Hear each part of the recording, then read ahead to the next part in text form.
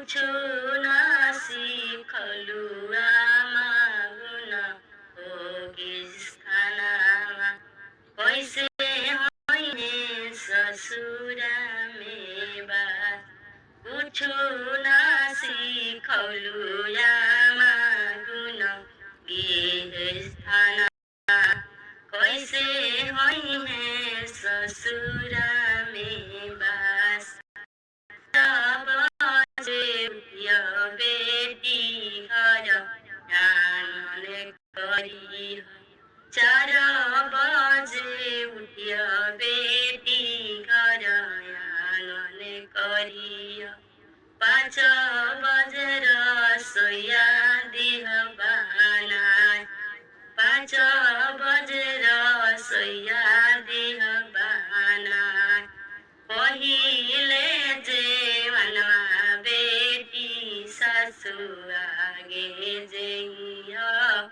तबे होइहे ससुरा में बास पहिले जेवनमा बेटी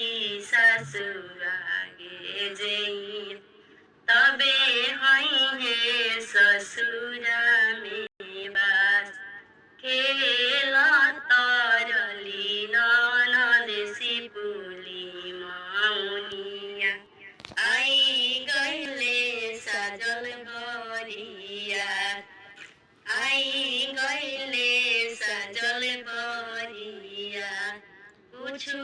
ना सिखलु भावी गुण होगे स्थानमा कैसे होइहे ससुरा में बास पूछो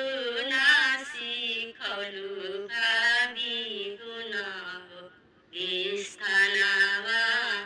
कैसे होइहे ससुरा में बास 7 बजे उठियो ननद घर आँगन करी 9 बजेर सोया दिह बनाय 9 बजेर सोया दिह बनाय पहिले जेवनमा ननद अपने जेइह वैसे होइहे ससुरा में बास पहिले